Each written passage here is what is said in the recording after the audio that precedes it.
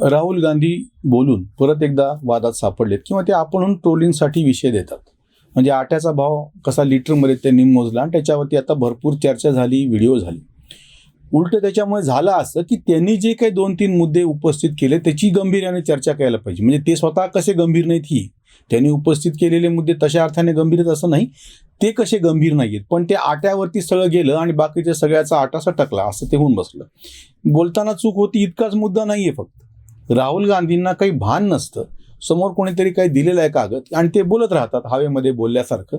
संसदेमध्येही असंच बोलतात ते, आणि त्यांची जी कृती असते विचित्र पद्धतीनं जाऊन मोदीच्या कसे गळ्यात पडले होते ते सगळ्यांनी बघितलेले.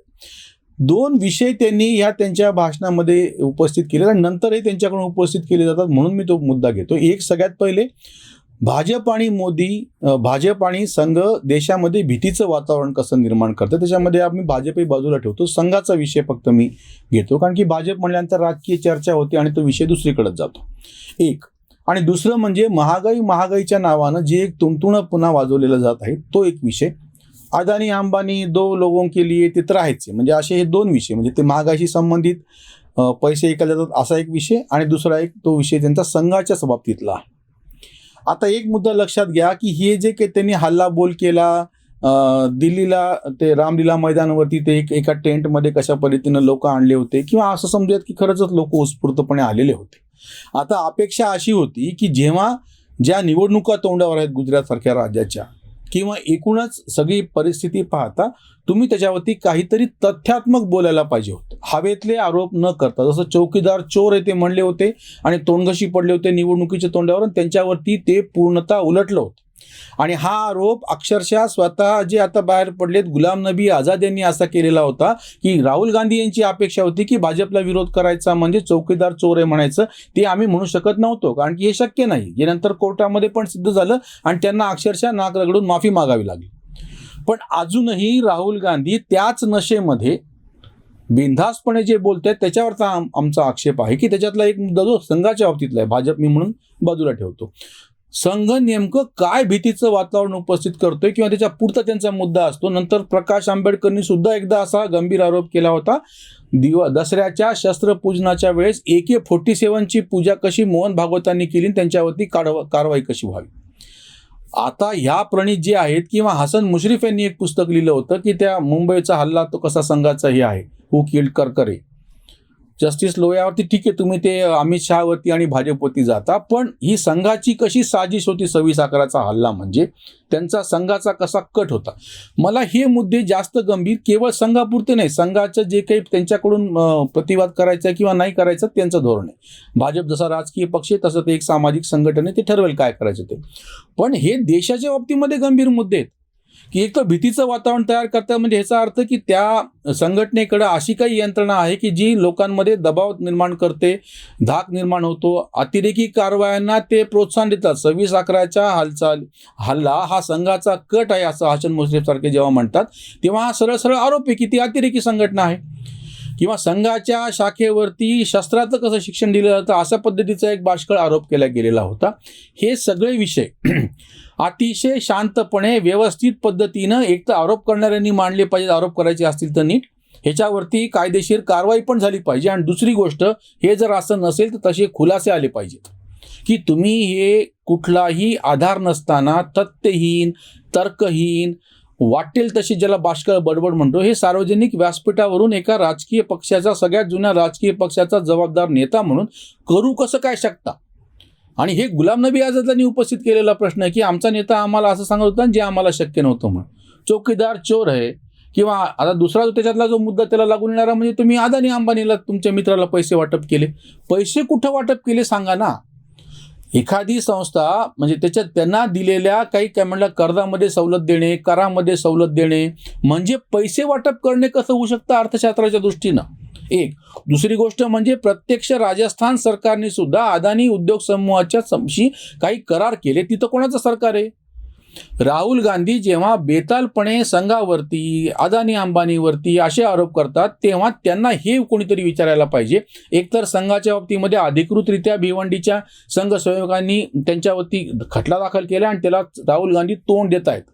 त्यांच्याकडे समोर सपशेल माफी मागण्याचा पर्याय होता, पण माफी मागायला मी काय सावरकर नाही असं पुन्हा एकदा नवीन वाक्य वापरून त्यांनी वादामध्ये अडकलेले आहेत. संघाच्या बदनामीबाबतचा खटला त्यांच्यावरती चालू आहे हे लक्षात ठेवा. आणि त्याच्यानंतर निदान त्यांनी फक्त असं तरी शब्द वापरला आत्ता की भीतीचं वातावरण, म्हणजे याचा वेग शब्द आहे ना, त्याच्यामुळे नेमकं पकडता येत नाही. पण आधीच त्यांनी गांधी हत्येमध्ये संघाचा सहभाग होता असं वाक्य वापरल्यामुळे त्यांच्यावरती प्रत्यक्ष खटला चालू आहे. दुसरा जो आम्हाला मुद्दा मांडायचा आहे की संघाशी संबंधित आरोप करत असताना ज्या ज्या काही संस्था संघ स्वयंसेवक चालवतात, संघाचे लोक आहेत असं म्हणतात, त्या कशा पद्धतीनं नोंदल्या गेलेल्या आहेत. म्हणजे उदाहरणार्थ इथे डॉक्टर हेडगेवार रुग्णालय, डॉक्टर बाबासाहेब आंबेडकर वैद्यकीय प्रतिष्ठानचं, ते कुठं नोंदल्या गेलेले आहेत? धर्मदाय आयुक्ताकडं. मग तुम्ही धर्मदाय आयुक्ताकडे जाऊन तपासा ना, RTI मध्ये माहिती काढा.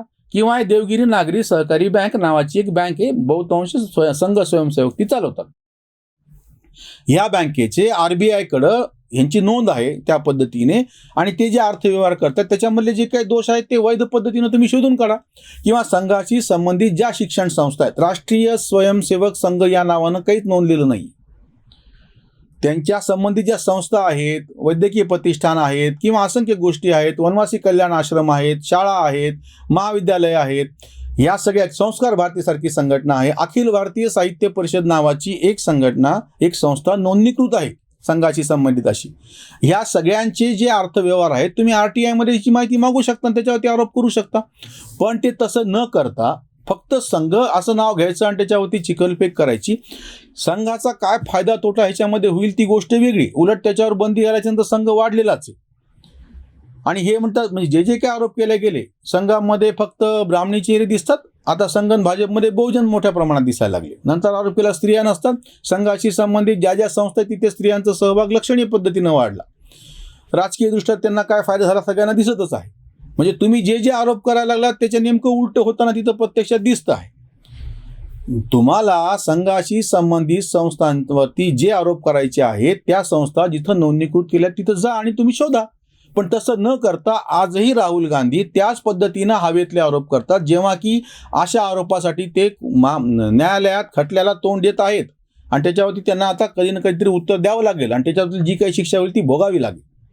दुसरा जो महत्त्वाचा मुद्दा आहे की जो त्यांच्या त्या वक्तव्यावरती झाकून गेला की महागाई, म्हणजे महागाई कशी वाढलेली आहे.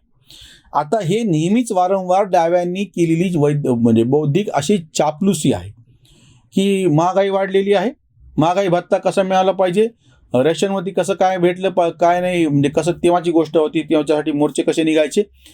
बेरोजगारी म्हणजे ठरलेले विषय आहेत. वस्तुतः सरकार नोकऱ्या देऊ शकत नाही हे वारंवार आकड्यातून सिद्ध झालेलं आहे. त्याच्यामुळे रोजगार म्हणत असताना त्याला सरकारी नोकरी समजण्याची चूक वारंवार किंवा ठरवून आता राहुल गांधी, काँग्रेसवाले, डावे आणि समाजवादी करतात. त्याच्यातला बुद्धिभ्रम काय ते लक्षात घ्या. रोजगार निर्मितीचा अर्थ असा होतो की कुणालाही स्वयंस्फूर्तपणे पैसे कमवण्याची, व्यवसाय करण्याची, व्यापार करण्याची, अजून कितीतरी गोष्टी करण्याची संधी उपलब्ध करून देणे, त्याला म्हणतात रोजगार निर्मिती.